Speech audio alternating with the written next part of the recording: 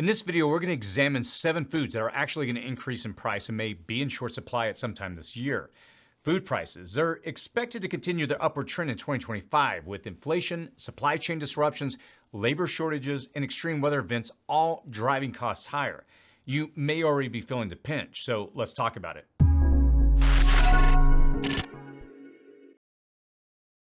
If you're new to this channel, my name is Chris, and on this channel, we discuss emergency preparedness, aka prepping. With all of our videos, we'll also let you know what issues you should be preparing for, but more importantly, we want to give you the tools to ensure that you have a solution. Now, we created a free download guide, which I'm going to link to in the comments and description section below. And in that guide, we do a deeper dive into food security. Also, our online city prepping community covers food storage and security extensively in a new course that we just rolled out. When you download our free guide, you're also going to know how you can sign up for that community. Okay, so let's go ahead and jump into the 7 items. Eggs. Egg prices have been soaring, and projections indicate a further 20.3% increase this year due to persistent bird flu outbreaks and diminishing egg-laying flock sizes. Now, the culprit is highly pathogenic avian influenza, a devastating virus with a 90 to 100% mortality rates for some poultry species within just 48 hours. Mass culling of infected flocks has led to severe shortages in poultry products that include eggs. And while the government is considering a non-culling strategy, its effectiveness remains uncertain. To mitigate the impact of rising egg prices and potential shortages, you might want to consider stocking up on powdered or freeze-dried eggs for long-term storage. There's alternatives like aquafaba, flaxseed, or chia seed mixtures that can be used for baking. And when prices drop, you might want to consider buying in bulk and storing eggs properly to maximize their shelf life. In the comments and description section below, I'm going to link to a video on some long-term storage methods for farm fresh eggs. And these strategies, they can help you maintain access to this vital protein source as ongoing shortages may continue to drive prices higher. In April, I'm also going to launch a special course that details setting up your backyard for a self-sufficient environment with chickens, gardens, and other items to ensure that you can produce your own food. Learning how to set up and care for a backyard flock is part of that course. I think you may already be seeing people around you going this route. As egg prices continue to rise, you'll see this trend continue. So watch for that course if you're ready to start plugging in some of your solutions to these problems today. Seeds. The seed industry is facing significant disruptions in 2025 due to environmental challenges, shifting cultivation trends, and geopolitical tensions. Sunflower seeds are facing a tough year, with global production expected to decline by 10% in the 2024 to 2025 season, mainly due to reduced yields in Ukraine and Russia. Now, this is leading to a 10% drop in sunflower oil production and a 14% decline in exports. And by September 2025, global sunflower oil stocks could fall to a critically low level of 2.23 million metric tons. Consumers should expect higher prices and possible shortages of sunflower oil and related products. And even if you don't cook with sunflower oil, it's used in many foods, so a supply reduction will impact prices for all cooking oils. Additionally, canola oil is facing a double threat. 90% of U.S. supply is imported from Canada, and with Canadian production declining by 2%, long-term supply is going to be affected. Oils, they're challenging to store because they can go rancid. However, the best solution to a decline in availability or price spikes is going to be having a variety of oils to turn to with varying shelf lives. Oils in solid forms like tallows, Crisco, or lards, they're going to give you a longer shelf life. Olive oils in stainless steel containers, they preserve longer as they are insulated from the oxidizing effects of light and air. Now, your best solution here is to know how to work with a wide variety of various cooking oils and then have some stored for long-term use. Now, on the upside, corn oil should stay the same in price because the corn yield this year is expected to be pretty good. Coffee. It looks like breakfast just got a little more expensive as coffee prices continue to climb this year. Supply chain disruptions, rising shipping costs, and unpredictable weather in key coffee-producing regions have driven prices higher. In early February, Arabica coffee hit a record $4.10 per pound. That's been fueled by extreme weather conditions affecting global yields and uncertainty over potential import tariffs. This past year has seen coffee prices more than double, making your morning cup a pricier habit. And with no immediate relief in sight, consumers should consider ways to prepare for ongoing increases. Buying coffee in bulk and then storing it in airtight containers can help maintain freshness and lock in current prices before they rise any further. Instant and freeze-dried coffee varieties, they offer longer shelf lives and could be a practical backup option. Those open to alternative caffeine sources might explore tea or yerba mate, which may be less affected by market volatility. And as extreme weather and supply chain issues persist, coffee lovers will need to adapt to a changing market. Citrus. And here's another blow to the breakfast table. Citrus products are being particularly hard hit. Over recent years, hurricanes, extreme weather events, and Asian greening disease have severely damaged citrus farms, leading to significant price increases for frozen juices and citrus-based products. Now, the long growth period of citrus trees makes it a challenge to quickly increase output.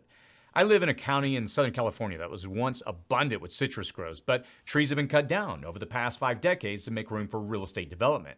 And I think that may be a trend in many places. The time-intensive nature and considerable risk associated with large-scale citrus fruit production may deter farmers from heavily investing in grove restoration. So to prepare for potential citrus shortages and price hikes, you might want to consider stocking up on frozen concentrates when prices are lower and looking for alternative vitamin C sources such as powder supplements or long-lasting fruits like apples and kiwis. You might also want to consider growing your own citrus plants indoors. This is another thing I'll be covering in the self-sufficiency course, which we'll be offering in April. So definitely subscribe to the channel if you want more information when that comes out. Now, whether you plant a tree in your yard because you live in zones 9 through 11, or you have a dwarf variety that you can bring indoors when the weather turns cold, you'll either have to grow your own or commit to spending much more. Grains. The grain market in 2025 faces significant volatility due to global factors. Geopolitical tensions, particularly the ongoing Ukraine conflict, they continue to disrupt wheat supply chains and create market uncertainty. Now, climate variability and extreme weather events are increasingly affecting agricultural productivity, with droughts, floods, and excessive rainfall impacting yields across key growing regions in the United States and worldwide. And with rising fuel costs, fertilizer shortages, and supply chain disruptions, flour and grain-based products such as pasta and baked goods, they'll likely increase in price. Now, the current administration's trade policies, including potential tariffs, they add another layer of uncertainty to grain markets.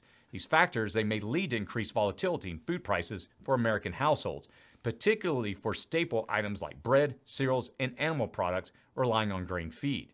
More farmers may need to switch to grain feed over human-grade feed because the quality standards for human-grade grain are typically higher. And that could result in an overabundance of grain feed, a boon for ethanol and agriculture industry if there are chickens and livestock to feed. So to mitigate the potential impacts of grain shortages, families might consider diversifying their grain consumption, exploring alternatives like quinoa, amaranth, bean flour, or millet. Learning how to store wheat berries and grind your own flour is your best security against wild market fluctuations. 1 cup of wheat berries can yield about 1.5 cups of whole wheat flour, and it will taste better and fresher than anything you're going to buy in the store, even if wheat berries are even a year old. Coca. I'm not going to go too deep into this, but despite how many people feel, it's not exactly a staple, though I know many of you would disagree. So feel free to share your thoughts in the comment section below. Now, that being said, one thing is sure, chocolate prices are on the rise and they're going to continue to climb. Coca production is facing serious challenges, particularly in West Africa, which supplies over 70% of the world's coca. Severe droughts, unpredictable weather, and labor shortages in these regions have led to poor harvests. Additionally, there's an ongoing fight against several species of fungi that's causing wide-scale pod rot, driving prices even higher. And if you're a chocolate lover, now might be a good time to learn some basic coca-based recipes or adjust to lower quality substitutes, many of which contain more additives than actual coca. An unopened container of coca powder has a shelf life of about 2 to 3 years and is probably good for much longer than that. So you might want to splurge for 2 next time you're at the store in case the situation continues to worsen. Either way, expect chocolate to become an increasingly expensive indulgence. U.S. labor-intensive crops. This is the broadest category of food. The United States is modifying its immigration policies, and as of recent estimates, about 70% of all U.S. farm workers, they're immigrants, with about 40% lacking legal authorization to work in this country. Now, this could pose significant challenges for labor-intensive crops. Specifically, there are crops that do not lend themselves to machine harvesting because of the damage those machines can cause. And this is a potential crisis that we can monitor in real time, assess its impact, and even prepare for in advance. The first key harvest window from March through June includes asparagus, leafy greens like lettuce and spinach, broccoli, cauliflower, and cherries. And if labor shortages don't disrupt these early crops, the next critical period to watch for will be in June through August, when green beans, peppers, tomatoes, peaches, and grapes are harvested. If those crops remain unaffected, our focus is going to shift to fall harvest from September through November, which includes Brussels sprouts, celery, another round of grapes, pomegranates, and some citrus fruits. And by tracking each season's labor conditions, we can anticipate potential shortages and plan accordingly. Large harvests mean little if farmers can't get it out of the field into manufacturers and consumers. And with each of those harvests, we will be able to see if there are disruptions due to labor. We'll monitor all of these, and if there are problems with one because of labor issues, expect that to immediately ripple out across all fruits and vegetables in this category of labor-intensive crops. But in the meantime, you might want to explore preserved, pickled, dehydrated, or canned versions of some of these food items. And if you hear of any specific labor-induced crop problems, stock up on that specific item. We covered these preservation techniques in great detail, which I'll link to below. And if you're concerned about food prices like I am, you'll be interested to know that we're focusing on food this month in our membership area. As I mentioned at the beginning of the video, when you download the free guide, which I'll link to below, will include information if you're interested in joining that community. Right now, we're running a community course on food and food storage, and we'll also offer additional courses and guides for those who want to delve deeper into the subject and create real food security for themselves and their loved ones. Okay, what I want you to do now is go check out a couple of videos I'm going to post here on the side of the screen. One is 5 ways to store eggs with no refrigerator, and the other one is how to stockpile food on a budget. Between these two videos, you'll pick up another layer of understanding about what you should have on hand and how to keep what you have on hand by preserving your own food. As always, stay safe out there.